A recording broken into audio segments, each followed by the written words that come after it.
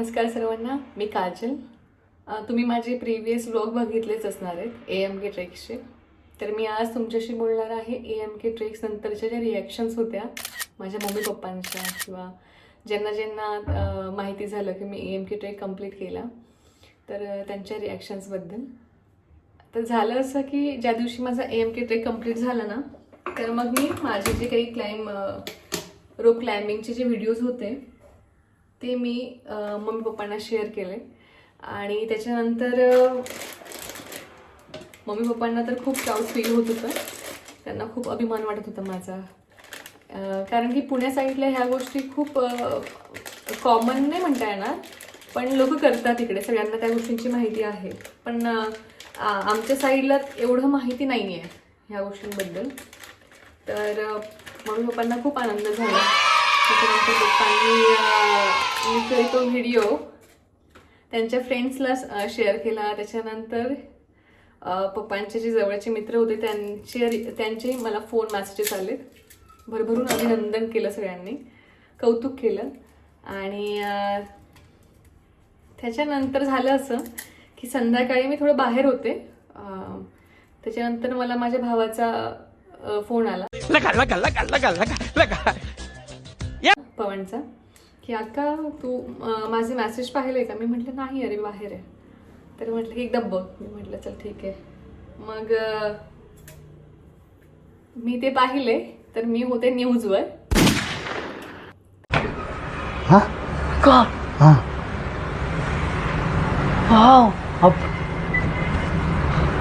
मी पप्पांना फोन केला की पप्पा काय हे, म्हणजे एवढं नको होतं तुमचं कौतुक. पप्पा बोलले अगं असं काय करते, खूप छान, अभिमान छान केलंस, अभिमान वाटतो आम्हाला तुझा.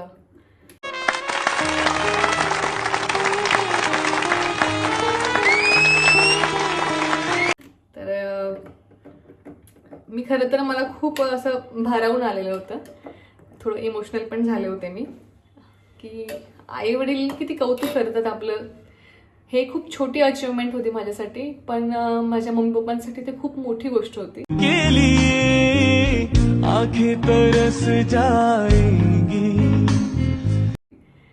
तर त्यांनी ते न्यूजमध्ये दिलं आणि न्यूज बघून भरपूर लोकांचे पण मला मेसेजेस आले, फोन आले.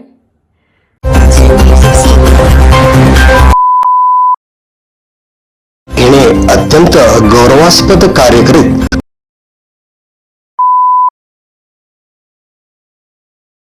नगरीचे लोकप्रिय नगरसेवक श्री सर्वात आव्हानात्मक मानला जाणारा अलंग मदन कुलंग AMK ट्रॅक यशस्वीपणे पूर्ण केलेला आहे.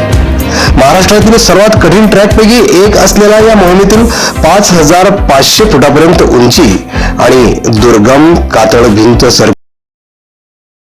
आपली जिद्द सिद्ध केली आहे. नाशिक जिल्ह्यातील हे ऐतिहासिक किल्ले छत्रपती शिवाजी महाराजांच्या काळात अभेद्य संरक्षण आणि टिहाळणीसाठी प्रसिद्ध होते. हे सर करणे ही खरोखरच कौतुकास्पद कामगिरी आहे. नगरसेवक भरतप्पा संस्कारांची आणि परिक्रमांची शिदोरी घेऊन हिने मिळवलेले हे यश संपूर्ण साठी गौरवास्पद आहे.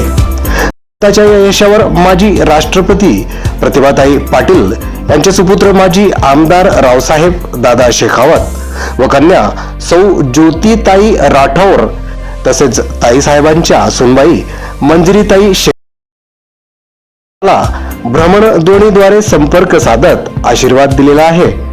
तसेच कठीण परिश्रमांचा. तर मी तुम्हाला म्हटले होते की जेव्हा आई वडील कौतुक करतात तेव्हा त्यांना थांबवू नका. तर त्याचं रिझन हे असं होतं की आधी माझं पण तसंच होतं खरं तर, की मम्मी पप्पा कशाला इतकं लोकांना सांगताय, छोटीशी सर गोष्ट आहे. तर आई वडिलांना आपल्याकडून काहीच नको हवं असतं. त्यांना फक्त तुम्ही खुश राहा, जे करताय ते चांगलं करा, बस एवढंच पाहिजे असतं. तुम्ही कुठूनही गोल्ड मेडलच आणावं किंवा खूप बलाढ्य पगारच असावा तुम्हाला, असं त्यांचं काही नसतं. फक्त तुम्ही खुश राहा, जे काय करताय ते आनंदात राहा, बस, बाकी काहीच नाही. मग त्याच्यानंतर ना मी ज्या वेळेला ट्रेकला गेले ना, तर एक पॉईंट अलंग मी पूर्ण केला. अलंग सक्सेसफुली मी पूर्ण छान केला. रोप क्लाइम्बिंग वगैरे पण व्यवस्थित केलं. पण मदन ज्या वेळेला मी चढत होते ना, तर त्यावेळेला एक पॅच असा होता की खूप डिफिकल्ट पॅच होता. तर मला त्या ठिकाणी मी एकटीच आलेले होते ना घरून, तर मला आठवण आली होती खूप घरच्यांची. मग मला थोडं रडायला पण आलं होतं की आता मी हा पॅच कसा करणार आहे. मला माहीत नव्हतं, काहीच माहीत नव्हतं. मी स्वतःला सेल्फ मोटिवेट करत होते. स्वतःला खूप मोटिवेट केलं मी की नाही काजल, करायचंच आहे तुला वगैरे वगैरे. मग मी एका ठिकाणी स्टॉप घेतला. मग माझ्या नंतर ना एक ग्रुप आलेला, तर त्यांना कळलं की मला काहीतरी प्रॉब्लेम होतो याचा. मग ते लोक त्यांनी मला विचारपूस केली की काय झालं तुम्हाला, काय प्रॉब्लेम आहे. तर मी जेव्हा तुम्हाला असं म्हटले की आई वडील जेव्हा कौतुक करतात तेव्हा त्यांना थांबवू नका. त्याचं रिझन हे असं, खरं तर मी पण आधी अशीच होते. मला जॉब लागला तर पप्पांना मम्मीला सांगितलं तर मम्मी पप्पांना खूप खूप खूप आनंद सगळ्यांना सांगतील. भले माझा 12,000चा पगार असो मिळालेला असो किंवा 25,000चा असो, त्यांचं जे कौतुक आहे ते तेवढंच. पगारानुसार त्यांनी कधीच त्याचं डिफरन्शिएट केलं नाही. पगार माझा कितीही असो किंवा मी काही जरी अचीव केलं तरी त्या गोष्टींना त्यांना खूप आनंद व्हायचा. आणि आता पण हे सेम कंडिशन आताही तशीच होते की मी AMK ट्रेक केला, त्याचं खूप त्यांना कौतुक. त्याच्यामुळे त्यांनी ते न्यूजमध्ये दिलं. तर त्याच्यानंतर हां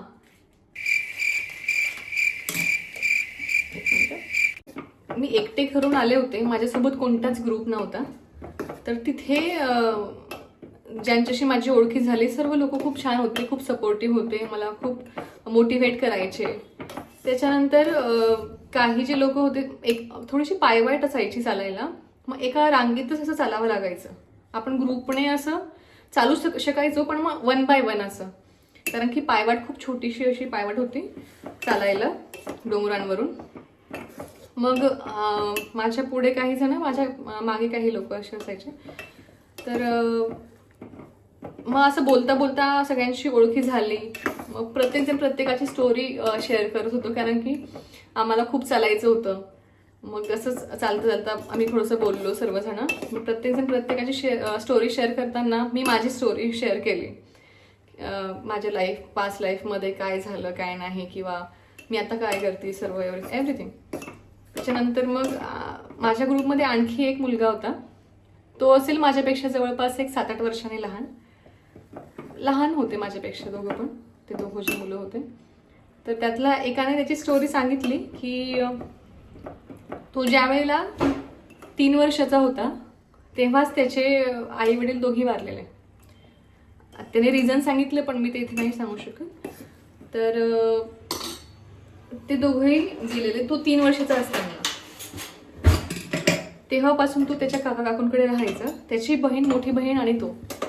तर त्याच्यानंतर त्याने 10th पर्यंत त्याचं शिक्षण केलं. नंतरचं जे शिक्षण होतं त्याचं ते त्याने त्याच्या स्वतःचं कमाई करून त्याचं शिक्षण केलं. आणि तो आता खूप गडकिल्ले वगैरे सगळं फिरतो. सगळं काही अचिव्हमेंट जे ते त्याच्या विश लिस्टमध्ये असतील त्या सर्व तो फुलफिल करतोय त्याचं.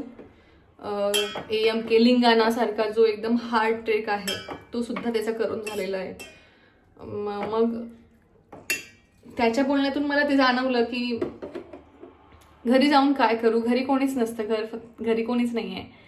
आता मी ट्रेकवरून गेलो की एका मित्राला जाऊन भेटणार आणि मग माझ्या कामावर जाणार असं.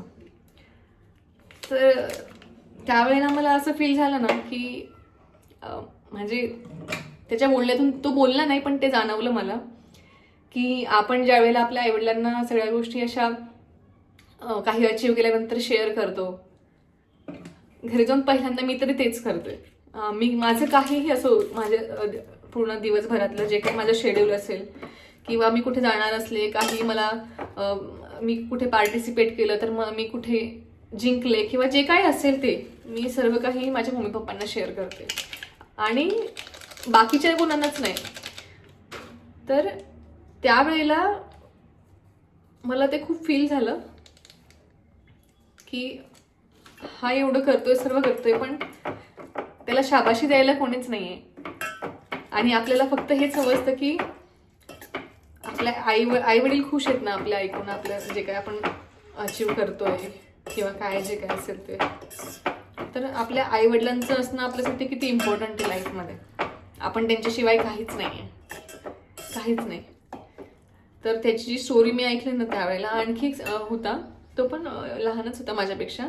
त्याचं गॅरेज होतं, तो गॅरेज चालवायचा. त्याला तो त्याची स्टोरी सांगायला लागला की तो पण लहान असताना त्याचे वडील वगैरे वारले, नंतर आईसोबत तो राहतोय, खूप कष्ट करतोय.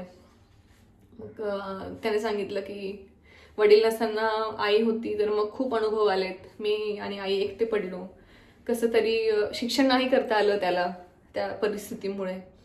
आणि त्याने मग दुसऱ्यांच्या गॅरेजवर काम केलं. आता त्याने छोटंसं त्याचं स्वतःचं गॅरेज ओपन केलंय. तर फार अशा गोष्टी आहेत आयुष्यामध्ये की आपल्याला सहजरित्या मिळाल्या आहे आणि बाकीच्यांना त्या गोष्टीसाठी खूप लढावं लागतं आहे. आपण त्या मानाने खूप खूप खूप नशीबवान आहोत.